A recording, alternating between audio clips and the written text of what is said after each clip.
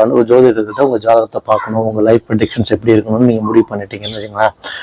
ஒரு ஜோதிடர்கிட்ட என்னென்ன எதிர்பார்க்கணுன்னே தெரியாமல் நிறைய பேர் வந்து ஜோதிடத்துக்கிட்ட போகிறாங்க.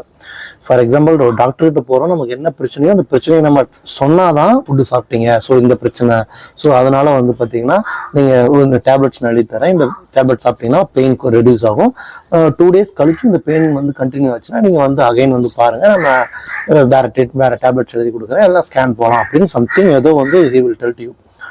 அதுக்காக ஜோதிடர்கிட்ட போனோன்னே உங்கள் பிரச்சனையை சொல்லுங்கன்னு சொல்லலை.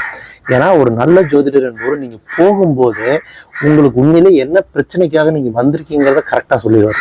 அதனால ஜோதிடர்னா நீங்கள் கால் பண்ணி அவர் ஜாதகத்தை, நீங்கள் உங்கள் ஜாதகத்தை, உங்கள் பர்த் டைம் ப்ளஸ் உங்கள் date of birth, place of birth, உங்கள் பேர் நீங்கள் சொல்லிட்டீங்கன்னாவே ஆட்டோமேட்டிக்காக உங்களுக்கு என்ன பிரச்சனை. ஏன்னா நம்ம எல்லாருக்கும் லைஃப்ல நிறைய பிரச்சனைகள் இருக்கு, ஆனால் நம்ம எல்லா பிரச்சனைகளுக்கும் தேடி நம்ம போகல.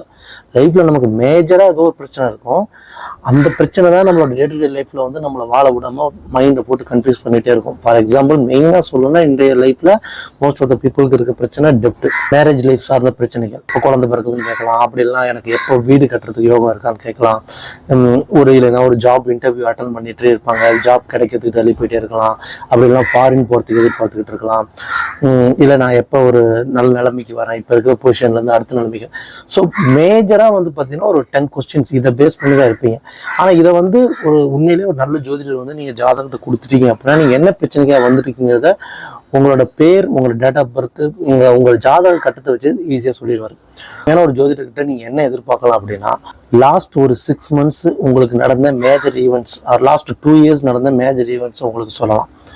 அப்புறம் நெக்ஸ்ட் 2 years உங்களுக்கு நடக்க போகக்கூடிய இம்பார்ட்டண்டான விஷயங்கள், மெயினாக உங்களோட பிரச்சனைகள்னா அந்த பிரச்சனைகள் எப்போ மாறும். ஏன்னா நெக்ஸ்ட் கண்டிப்பாக யாருக்கு எவ்வளோ பெரிய பிரச்சனை இருந்தாலும் அந்த அடுத்த 2 yearsல ஒரு மிகப்பெரிய ஒரு சேஞ்சஸ் நடக்கும்.